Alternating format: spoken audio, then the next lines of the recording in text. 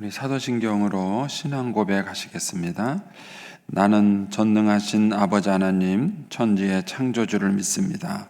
나는 그의 유일하신 아들 우리 주 예수 그리스도를 믿습니다. 그는 성령으로 잉태되어 동정녀 마리아에게서 나시고 본디오 빌라도에게 고난을 받아 십자가에 못 박혀 죽으시고 장사된 지 사흘 만에 죽은 자 가운데서 다시 살아나셨으며 하늘에 오르시어 전능하신 아버지 하나님 우편에 앉아 계시다가 거기로부터 살아있는 자와 죽은 자를 심판하러 오십니다. 나는 성령을 믿으며 거룩한 공교회와 성도의 교제와 죄를 용서받는 것과 몸의 부활과 영생을 믿습니다. 아멘. 우리 찬송가 383장 찬송입니다. 383장입니다.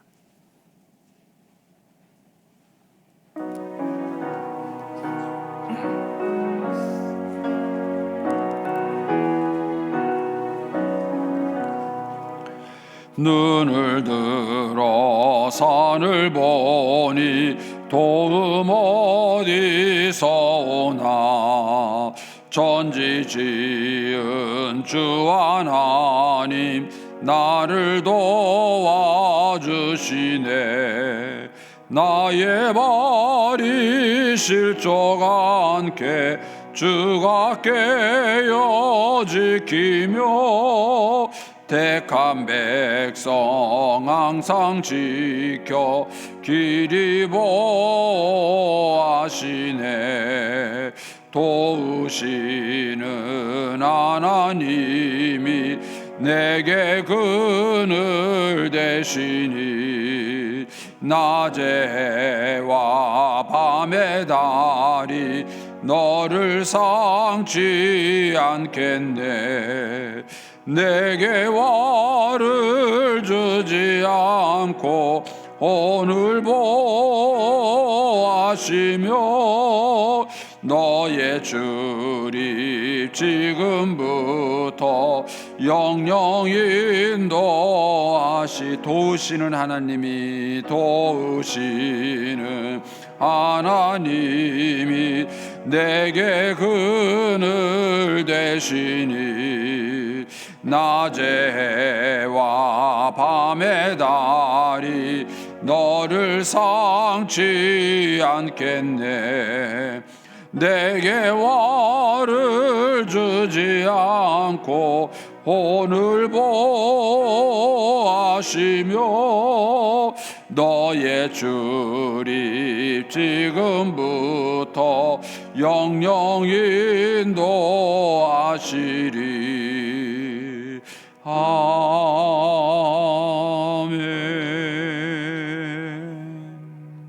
기도하겠습니다. 좋으신 아버지 하나님 은혜를 감사합니다. 지난 간밤에도 저희들을 눈동자같이 지켜주시고 주님 품 안에서 편히 쉬게 하셨다가 이 새벽에도 저희들을 주 앞에 인도해 주시니 감사합니다.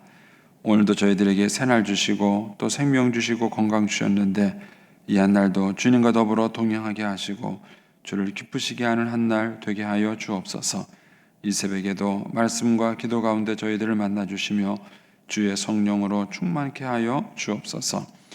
주님께 1000번째 예물을 올려드립니다. 하나님 아버지, 믿음으로 순종으로 감사로 드리는 예물을 주님께서 기뻐 받으시며 약속하신 하늘의 복과 땅의 복으로 충만하게 채워 주옵소서. 주의 은혜로 종의 가정들을 형통케 해주시며 그 자녀들을 축복하여 주시옵소서. 예수님의 이름으로 축복하며 기도하옵나이다. 아멘. 오늘 아침 말씀은 욥기 38장 22절에서 38절까지 말씀입니다.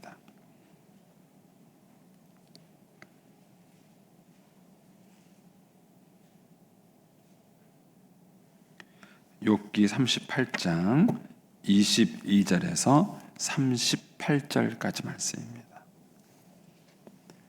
같이 봉독하겠습니다. 내가 눈 곳간에 들어갔었느냐? 우박 창고를 보았느냐? 내가 환난의 때와 교전과 전쟁의 날을 위하여 이것을 남겨두었노라. 광명이 어느 길로 뻗치며 동풍이 어느 길로 땅에 흩어지느냐? 누가 홍수를 위하여 물길을 터주었으며 우레와 번갯길을 내어주었느냐?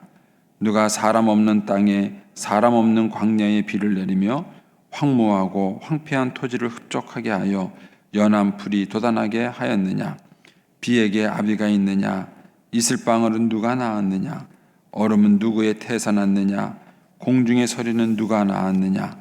물은 돌같이 굳어지고 깊은 바다의 수면은 얼어붙느니라.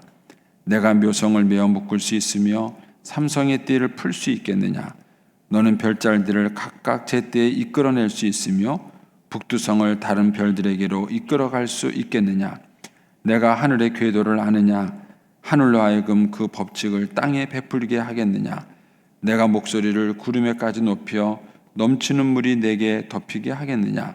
내가 번개를 보내어 가게 하되 번개가 내게 우리가 여기 있나이다 하게 하겠느냐? 가슴속의 지혜는 누가 준 것이냐? 수탉에게 슬기를 준 자가 누구냐? 누가 지혜로 구름의 수를 세겠느냐? 누가 하늘의 물주머니를 기울이겠느냐? 티끌이 덩어리를 이루며 흙덩이가 서로 붙게 하겠느냐? 아멘. 이 새벽에도 주의 은혜와 축복이 함께 하시기를 축원합니다. 간밤에 그 남윤덕 권사님께서 소천하셨습니다. 너무 늦게 그 소천하셔가지고 아직 아무것도 확정되진 않았고요. 새벽에 연락이 왔는데 농협 장례식장으로 일단은 옮기셨다 그래요.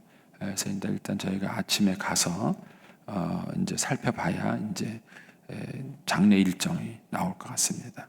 일단 그렇게만 알고 계시고요.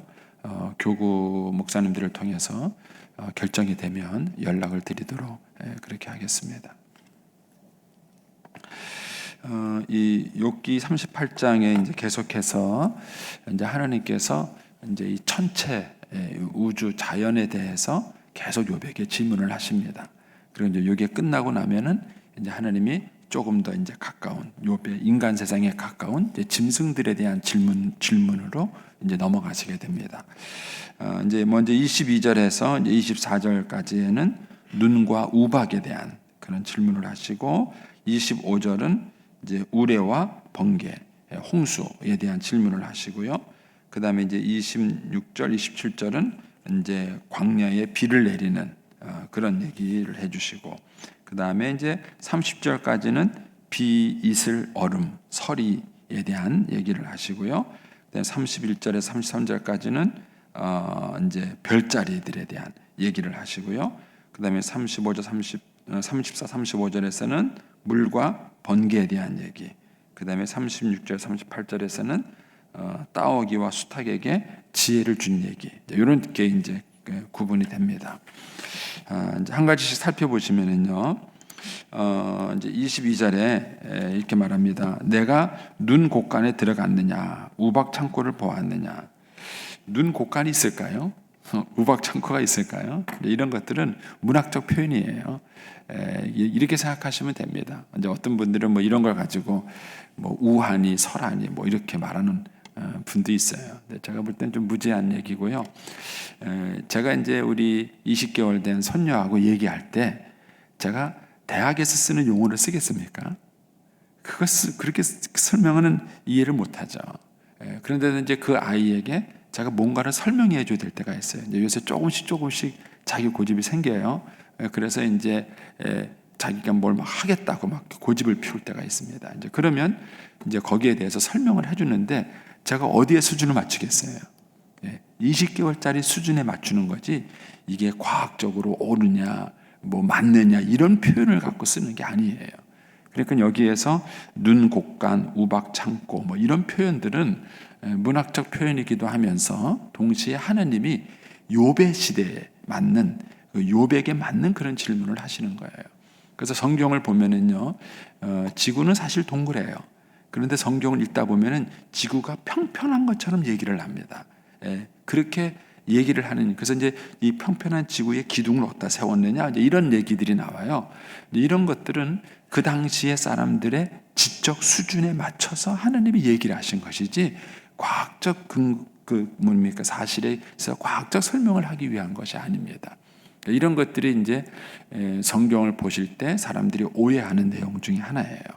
그런데 여기에 이제 눈곡간, 우박 창고 이것도 이제 하나님이 이제 그 뭡니까 요백에 맞춰서 이런 표현을 썼다라는 걸 여러분들이 이해하시면 됩니다. 내용의 질문의 요지는 뭐예요?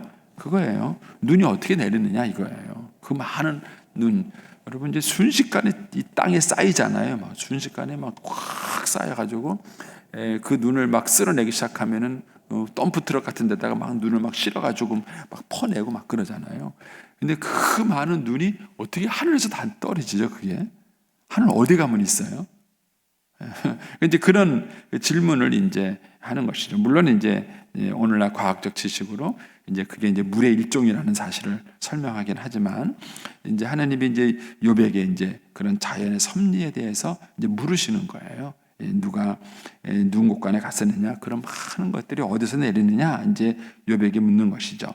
24절에 가시면 광명이 어느 길로 뻗치며 동풍이 어느 길로 땅이 흩어지겠느냐? 예. 그러니까는 이 해가 뜨고 지는 것, 그 다음에 바람이 어느 길로 가는 것, 이것을 내가 아느냐 하는 거예요. 이번에 그 미국에서 그 토네이도 때문에 이제 큰 피해가 있었잖아요. 미국에는 뭐 그 1년에 뭐 1200개인가 뭐 그렇게 토네이도가 온대요. 그러니까 크고 작은 토네이도가 많고 그 전 세계에서 일어나는 토네이도의 4배가 그 미국에서 일어난다 그래요. 지형적으로 토네이도가 일어나기가 좋은 그런 여건을 갖추고 있다 그래요. 그런데 이제 그게 한번 지나가고 나면 그 입히는 피해가 엄청나죠. 근데 만약에 어느 학자가 토네이도가 언제 발생하는지 그리고 그 토네이도가 어느 길로 지나간지를 미리 예측할 수 있다면 어떡할까요? 그 과학자는 대박입니다. 대박입니다. 근데 지금도 최대한대로 유추를 한대요. 토네이도가 이제 대충 이렇게 발생할 거라는 거를 최대한대로 유추하지만은 모르는 거예요, 정확하게. 그러니까는 이 시기가 토네이도가 발생할 시기다 이런 데다 대비를 하고 준비를 하지만은 그 토네이도가 발생하고 발생한 그 토네이도가 어느 쪽으로 막 흘러갈지를 모르는 거예요. 그러니까는 인간이 거기에 대해서 준비한다고 하면서도 제대로 준비를 못하는 거죠. 근데 만약에 그 토네이도가 움직이는 방향만 안다면, 그건 엄청난 대박이에요. 그래서 피해를 막을 수 있고 거기에 대한 엄청난 대비를 세울 수 있는 것이죠. 근데 이제 그거를 인간이 모르는 거죠. 물어보는 거예요. 너가 그거 아느냐? 너가 동풍이 어느 길로 가는지를 나 아느냐? 이렇게 이제 하나님이 욥에게 물어보는 것이죠. 이제 25절에 가면은 누가 홍수를 위하여 물길을 터주었으며 우레와 번갯길을 내어주었느냐. 홍수가 사실은 이렇게 막 쏟아져 가는 것 같지만은 그게 사실은 어느 한 곳으로 모여서 이렇게 싹 가죠. 만약에 이제 한강이라는 그런 이제 그 물이 흘러서 그 줄기 안으로 홍수 물이 흘러가니까 그나마 난 거죠. 만약에 그 범람하면 어떻게 될까요? 범람해가지고 뭐 길도 없이 막 그냥 막 헤쳐서 간다면은 그 피해라는 것은 상상을 할 수 없는 것이죠. 상상할 수 없는. 근데 하나님께서 이 홍수를 위해서 물길을 터주는 것이죠. 사실 전 세계에서 우리나라가 그 뭡니까 물 관리를 잘한다 그래요. 이 사실 우리나라는 물 부족 국가입니다. 여러분 모르시죠? 우리나라 물 부족 국가예요. 유엔에서 말하는 물 부족 국가인데 우리는 살아가는 동안에 물이 부족하다는 생각을 전혀 느끼지 못하고 살아가요. 그 정도로 우리나라가 물 관리를 잘하는 거예요. 그래서 사실은 이게 해외 수출 기술이에요. 수출 기술. 태국만 하더라도 물이 엄청 많은 나라예요. 그런데도 우리나라만큼 관리가 안 돼. 세계에서 물이 제일 많은 나라가 어느 나라인지 아세요? 네팔입니다. 네팔. 히말라야에서 나오는 그 눈에서 내리는 네팔이 엄청나게 물이 많아요. 그런데 실제 살아가는 현실에서 물이 부족한 나라가 네팔인 거 아세요? 물이 그렇게 많은 나라인데도 불구하고요, 현실적으로는 물을 제대로 못 쓰고 살아요. 근데 우리나라는 실제적으로는 물 부족 국가인데 살아가는 동안에는 물이 안 부족한 나라예요. 이제 이걸 어떻게 관리할 수 있겠느냐 하는 문제겠죠. 이제 26절에 가면 이제는 누가 사람 없는 땅에, 사람 없는 광야에 비를 내리고 거기에서 토지가 적셔가지고 풀이 나게 하라. 이 연한 풀의 역할이 뭘까요? 결국은 이것이 들짐승들의 밥이 되는 거예요. 그러니까 예수님께서, 하나님께서 그 참새를 먹이시고 입히신다, 이런 얘기를 하셨을 때 그런 거예요. 여러분, 주님께서 이렇게 풀이 나지 않게 하면 그 짐승들이 어디서 먹을 걸 구하겠어요? 여러분, 풀이 안 나면 벌레가 없어요. 벌레가 없으면은 참새들이나 이런 새들이 뭘 먹고 살겠어요? 풀이 안 나면은 그 풀 먹는 초식 동물이 어떻게 살겠어요? 결국 그것이 안 되면은 순환계가 깨지게 되는 거고, 동물도 죽고 인간도 죽고 다 죽는 거예요. 그런데 아무도 없는 그 야생 허벌판에 하나님이 비를 내리게 하시고 거기서 풀이 자라게 하시고, 그래서 그 풀이 자라는 것을 짐승들이 먹게 하셔서 이 자연계의 순환이 돌아갈 수 있도록 하나님이 하시는 거죠. 결국은 예수님 말씀대로 주님께서는 참새 한 마리도 하나님께서 돌보시고 먹이시고 입히신다는 사실을 우리가 알 수 있는 것입니다.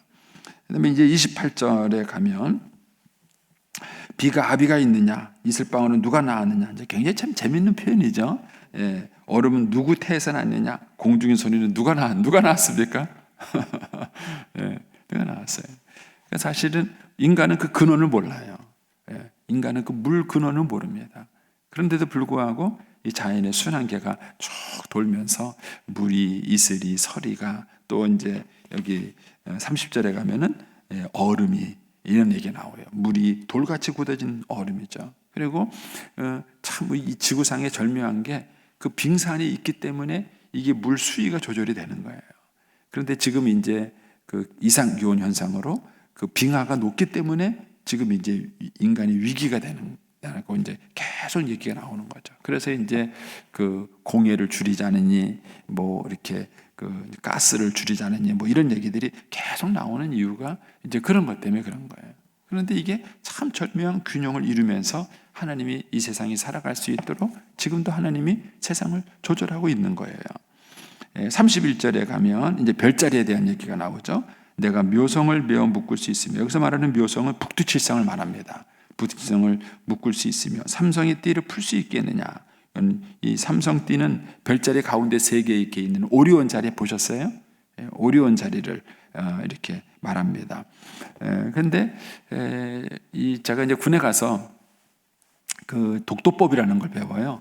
이 지도를 보고 배우는데 목적은 그거예요. 군인들이 이제 명령을 받고 어느 자리로 와라, 그러면 이제 그거를 보고 찾아가야 되고, 제일 중요한 것은 군인들이 길을 잃었을 때 그 지도를 보고 이제 그걸 찾아갈 수 있어야 돼요. 그런데 뭐 나침판이나 이런 게 있으면은 이제 찾아가기가 쉬운데, 그런 게 없을 때는 어떻게 찾아가느냐, 이제 그걸 훈련받아요.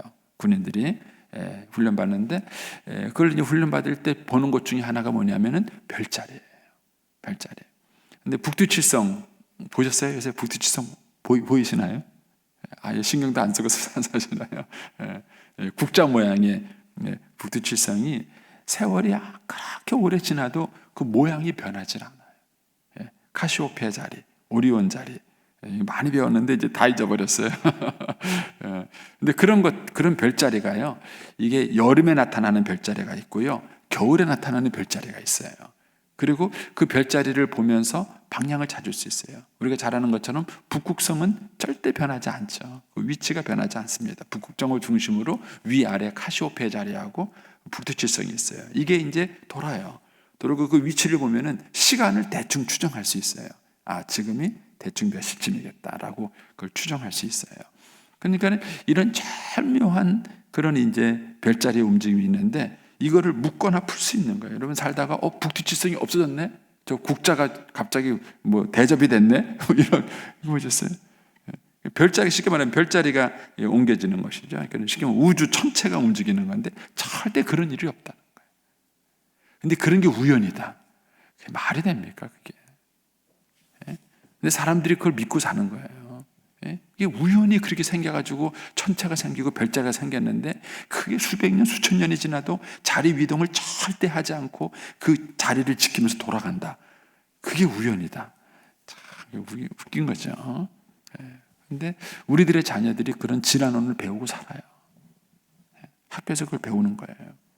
근데 이런 것들에 대해서 이제 우리가 아이들에게 바르게 가르쳐 줄 필요성이 있는 것이죠. 어쨌든 이제 물어보는 거죠. 이제 하나님이 욥에게 네가 그거를 그 별자리를 옮길 수 있느냐 이 뜻이에요. 묶거나 푼다는 얘기는 그 모양을 바꿀 수 있느냐, 별자리를 옮길 수 있느냐 이런 것이죠. 32절에 너는 별자리를 각각 제때에 이끌어낼 수 있으며 북두성을 다른 별들에게 이끌어낼 수 있는가? 참 정확하게 움직여요. 별자리는 여름에 나타나는 별자리가 겨울에 나타나는 적이 없어요. 겨울에 나타나는 별자리가 여름에 나타나는 적이 없고요. 북두지성의 위치가 달라지지 않아요. 늘 그 움직임 속에서 있는 것이죠. 이걸 그렇게 할 수 있느냐 이런 거죠. 33절에 내가 하늘의 궤도를 아느냐, 하늘로 하여금 그 법칙을 땅에 베풀게 하겠느냐 이런 것이죠. 결국 동방박사도 별자리를 보고 찾아온 것처럼 사람들도 그 별자리를 보고 움직이잖아요. 시대를 알고 이 시기가 겨울인지 여름인지 그 시기를 알고 이제 그런 걸 보면서 이제 인간들이 이 땅에서 농사도 짓고 생활도 하고 살아가는 거예요. 그러니까 이제 이런 것들을 네가 할 수 있겠느냐, 이런 모든 원리를 아느냐 이렇게 이제 물어보는 거죠. 34절에 내가 목소리를 구름에까지 높여 넘치는 물이 내게 덮이겠느냐, 내가 번개를 보내게 하되 번개가 내게 우리가 여기 있나이다 하게 하느냐. 그걸 통제할 수 있나요? 인간은 통제하지 못해요. 만약에 인간이 비나 구름이나 번개나 이런 걸 통제할 수 있다면 얼마나 좋겠어요. 여보, 오늘은 행사가 있으니까 비 오면 안 돼. 오늘은 비가 와야 돼. 이거를 만약에 인간이 통제할 수 있다 그러면요, 진짜 그 사람이야말로 대박이죠. 근데 그게 아직까지 안 되는 겁니다. 36절에 가면 이제 가슴 속의 지혜, 여기 이제 가슴 속이라고 이제 번역을 했는데 이제 그 원문 그 성경을 보면은 이제 따옥이라고 번역을 해요. 다른 성경 학자들은요. 그래서 이 따옥이라는 새가 이집트에서 그 나일강이 범람할 때 나일강이 범람하는 시기를 알게 해준다 그래요. 이 따오기가. 그다음에 그 뒤에 나오는 수탉은 이제 꼭기오하고 새벽을 알려주잖아요. 요즘 수탉은 공해에 오염이 돼가지고 새벽이 뭔지도 모른다고 이제 농담을 하긴 하는데 어쨌든 이제 수탉이 새벽만 되면 울잖아요. 근데 개새끼는 안 울죠. 새벽에. 저도 이제 어렸을 때 그 기억이 있어요. 시골집에 저희 집이 강원도 외갓집이었는데 그 시골에 가면은요 아침에 저희 할머니가 깨는 시간이 수탉이 우는 시간이에요. 하고 울면은 아침에 그 새벽 소리 듣고 저희 외할머님이 일어나셔가지고 이렇게 이제 불 때 그랬던 어렸을 때 잠결에 깨어서 할머니가 깨면 따라 나가요. 그럼 이제 할머니가 그 이렇게 부엌에서 이제 밥할 때 막 나무 떼면서 이렇게 했던 그 기억이 있습니다. 그런데 개소리 듣고 일어나는 건 아니에요. 밤에 개소리가 들으면은요 도둑이 들어온 거예요. 그렇죠? 그런데 이제 수탉은 신기하게 새벽이 되면 깨는 거죠. 특히 이제 고대인들에게는 이 수탉이 비가 오는 것을 알려줬다 그래요. 고대인들. 그러니까 이제 주님이 이제 그런 걸 근거로 물어보는 거예요. 사실 욥이 알고 있는 수준. 사실 이게 옳은 얘기가 아니에요, 여러분. 따오기가 이런 걸 옳은 얘기하는 게 아니라 욥이 알고 있는 수준에서 주님이 물어보시는 거예요. 그 짐승들이 어떻게 그걸 알고 이렇게 우느냐. 그리고 그것을 인간은 모르는데 어떻게 그 짐승들은 아느냐. 그러면서 그거를 주님이 지혜와 연결시킨 거예요. 그들에게 그런 지혜를 준 것이 누구냐? 그 지혜가 어디서 생겼느냐? 이런 얘기예요. 보통 우리가 이제 아무 생각 없이 일하는 사람을 죄송합니다 이런 말 써서 닭대가리, 새대가리 이런 말 하잖아요. 지식이 없다는 뜻이에요. 그런데 그렇게 놀림받는 그 닭이 새벽 오는 걸 안다는 거죠. 그 지혜가 어디서 생겼겠느냐 이런 질문을 이제 하는 것이죠.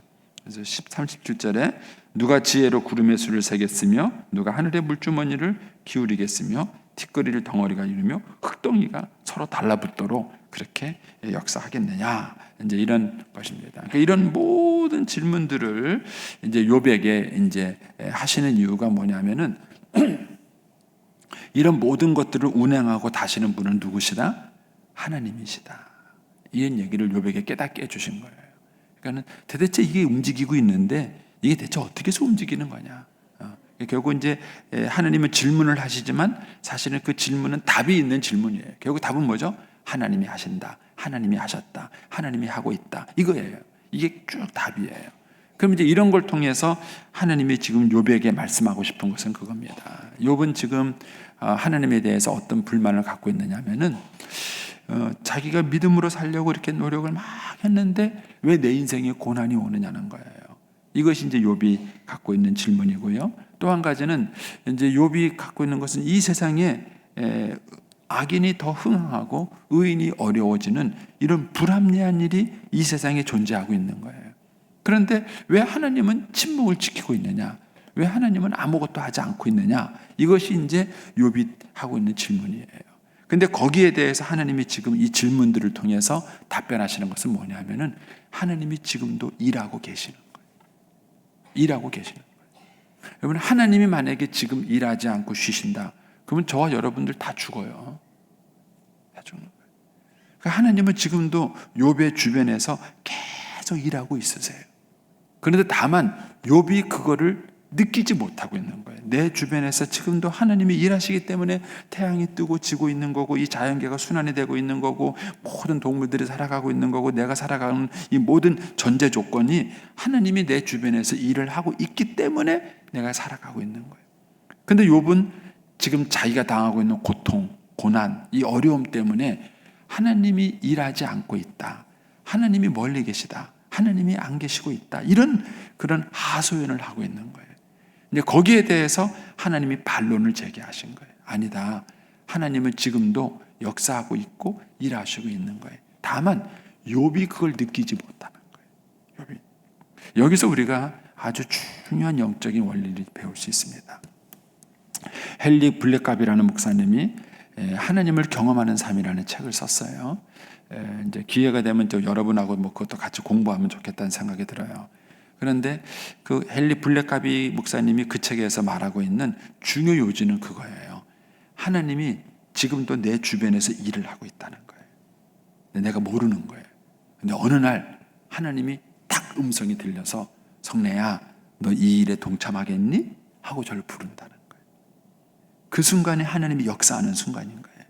그리고 그 하나님의 부르심에 내가 응답할 때 내가 하나님을 경험하게 되는 거예요. 하나님을 경험하게 돼요. 그래서 사실 하나님은 지금도 내 주변에서 일을 하고 계신 거예요. 내가 그걸 못 느낄 뿐이에요.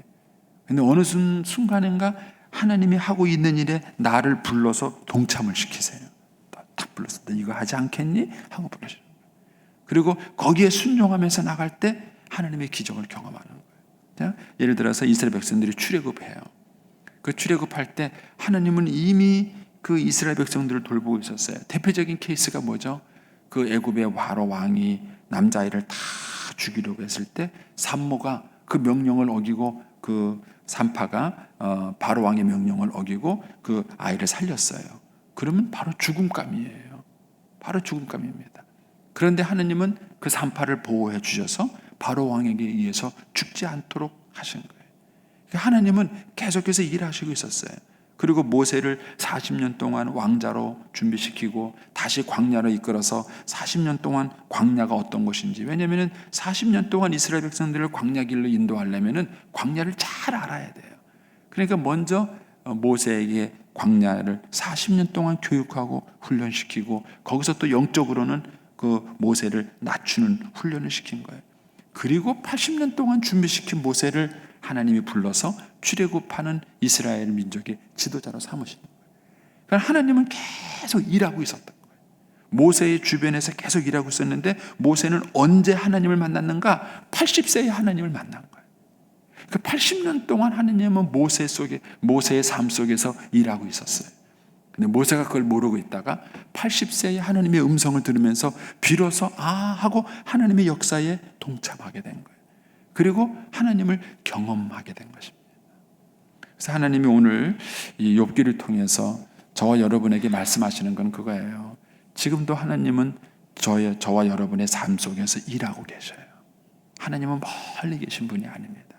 다만 그거를 내가 못 느끼는 거예요. 그런데 우리는 자기 감정, 자기 생각, 자기 중심적으로 모든 걸 판단하니까 내 삶에 아무것도 없으면 아무것도 없다고 말하는 거예요. 내 삶에 아무런 일이 안 일어나면 하나님이 안 계신다. 하나님은 놀고 있다 이렇게 생각하는 거예요. 그렇지 않습니다. 내가 느끼지 못하고 내가 경험하고 있지 못할 뿐이지 하나님은 지금도 내 삶 주변에서 일하시고 역사하시고 있는 것입니다. 문제는 그걸 내가 언제 느끼고 발견하느냐는 거예요. 언제 그것을 경험하느냐 하는 것입니다. 우리는 그 하나님 경험의 시간과 기회를 자주 만들어야 우리가 하나님을 더 가까이 경험하고 느낄 수 있는 것입니다. 여러분 오늘 하루도 한번 잘 사시면서 여러분 곁에서 일하시는 하나님을 한번 느껴보세요. 여러분들이 이거 왜 이렇게 일이 안 되지? 이게 왜 이렇게 어렵지? 아니에요. 거기서 하나님이 일하고 있어요. 하나님이 거기서 어떤 손길로 일하고 있는가를 여러분이 보십시오. 그리고 그걸 알 때 우리가 하나님을 경험하게 될 것입니다. 기도하겠습니다.